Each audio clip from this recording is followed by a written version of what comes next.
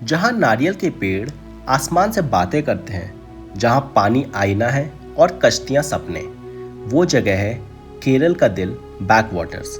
यहाँ समय ठहरता नहीं है, बस बहता है। ठीक उसी तरह जैसे हमारी ये शिकारा बोट सपनों की लहरों पर मुझे एक नई कहानी सुनाने ले चली थी।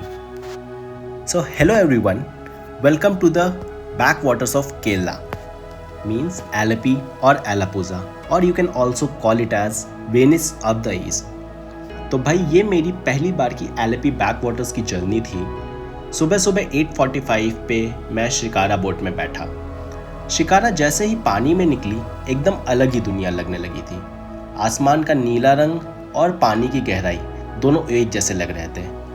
बस सीन में थोड़ा सा ये ट्विस्ट और था क्योंकि मेरा उस दिन वर्क फ्रॉम होम थी, तो जो शिफ्ट है वो 11 बजे शुरू होती है और ये सब उसी दिन था क्योंकि मुझे अगले दिन कोच्चि के लिए निकलना था।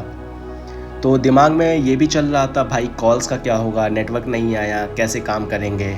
लेकिन फिर एक बार के लिए ये सोचा कि भाई लाइफ कॉल से नहीं लम्हों से बनती है।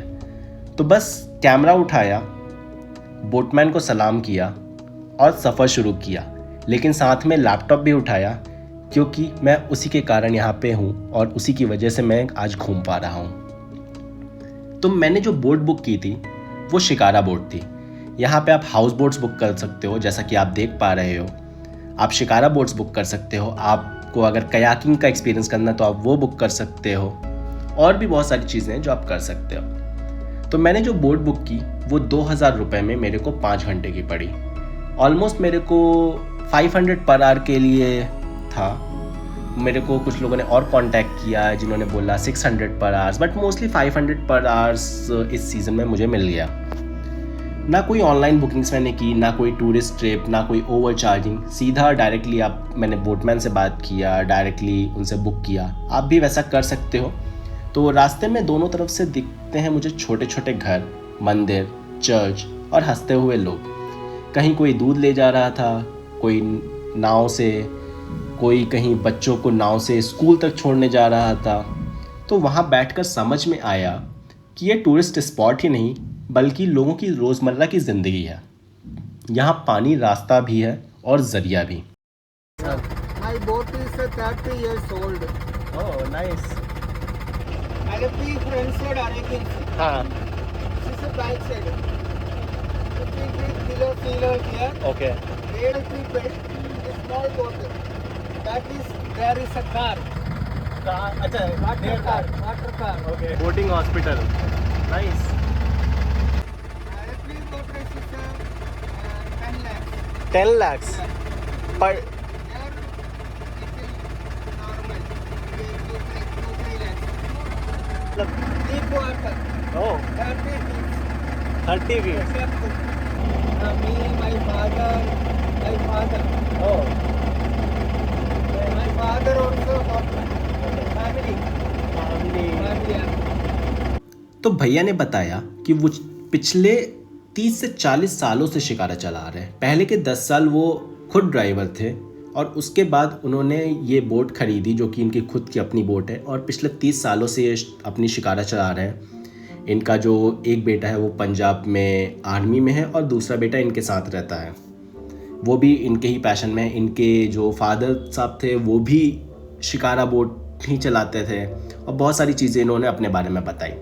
तो सुबह 6 बजे से शाम के 6 बजे तक ये कई सारे ट्रिप्स करते हैं, यही उनका प्रोफेशन है। उन्होंने कहा लोग सुकून लेने आते हैं और मैं उस सुकून का रास्ता बन जाता हूँ इनके लिए। तो बोट बहुत धीरे धीरे चल रही थी। कभी हम खुली झील में जाते हैं तो कभी इतनी पतली गलियाँ हो जाती हैं जहाँ पे सिर्फ एक टाइम पे एक ही नाव निकल सकती थी, पर कोई डर नहीं होता क्योंकि यहाँ के हर बोटमैन को, हर नाविक को अपने पानी का रास्ता पता था। यहाँ कोई ट्रैफिक रूल्स नहीं थे, सब बिल्कुल समझदारी से चलते हैं। कई बार बोट ऐसे मोड़ पे पहुँच जाती थी जहाँ बहुत साइलेंस होता था, बस पेड़, पानी और पक्षियों की आवाज़। और हाँ, इन बिटवीन मेरा वर्क फ्रॉम होम था तो कहीं कहीं कॉल्स की आवाज़ भी थी। मैंने एक टाइम के लिए कैमरे को बस नीचे रख दिया और कुछ पल के लिए सिर्फ खुद से बात की, और शायद वही वो पल थे जहाँ आपको मोबाइल की नहीं बल्कि मौजूदगी की ज़रूरत थी। अब एक चीज़ जिसे इस पूरे सफ़र को और भी ख़ास बना देती है वो थी वेम्बनाड लेक, जिस पर यह शिकारा बोट चल रही है। ये वही झील है जिसमें एलेपी की ज़्यादातर बैक वाटर्स मिलती है।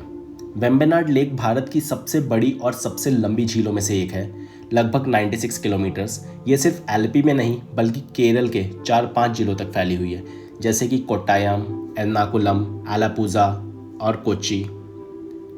बोटिंग, फिशिंग, हाउस बोट्स सब कुछ इसी के ज़रिए होता है। ये एक झील सब कुछ मैनेज करती है। और सबसे ख़ास बात यह है कि ये सिर्फ झील नहीं और या फिर ये सिर्फ टूरिस्ट का अड्डा नहीं बल्कि लाखों लोगों की कमाई है, लाइफ है और पहचान इसी से जुड़ी हुई है। तो अगर आप इस जगह पे जाना चाहते हो तो बोटिंग के लिए मैं यही कहूँगा कि लोकल से बुक करो। जो स्ट्रीट शॉप्स पे एकदम काउंटर्स लगा के बैठे हैं उनसे मत बुक करो, बट हाँ डायरेक्टली आप बोटमैन के पास जाओ, उनसे आप बुक कर सकते हो। क्योंकि ऑनलाइन के नाम पे बहुत सारे, मुझे भी टूरिस्ट ट्रिप्स आए थे, मुझे भी ऑफर्स मिले थे 3,000 से 4,000 3 घंटे 4 घंटे के लिए। बट मैंने एक बोटमैन से सीधा बात किया और उन्होंने मेरे को 500 रुपये पर घंटे के हिसाब से बोला। अगर 500 रुपये पर घंटे के हिसाब से 5 घंटे का देखें तो अराउंड 2500 होता है, बट उन्होंने मुझे सिर्फ 2,000 रुपये चार्ज किया।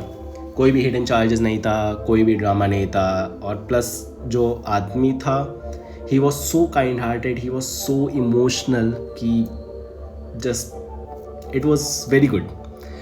उसके एक बिहेवियर से मेरा पूरा परसेप्शन चेंज हो गया। And Kerala is all about very kind hearted people. People are ready to help you, people are very beautiful। तो अब बात करें कि अगर आप यहाँ पे जाना चाहते हो तो कब जाना चाहिए। तो बेस्ट सीज़न होता है नवंबर से फरवरी।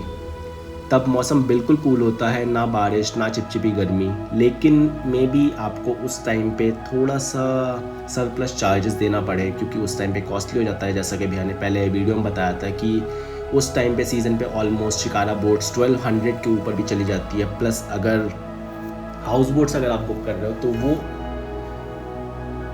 ऑलमोस्ट 6,000 पर डे के हिसाब से और 10,000 पर डे के हिसाब से भी चला जाता है। तो अगर आप मॉनसून वाइब भी पसंद कर सकते हो, जैसे कि मुझे पसंद है मॉनसून वाइब्स, तो जुलाई अगस्त भी अच्छा रहेगा। उस टाइम पे थोड़ा सा चीप रहता है।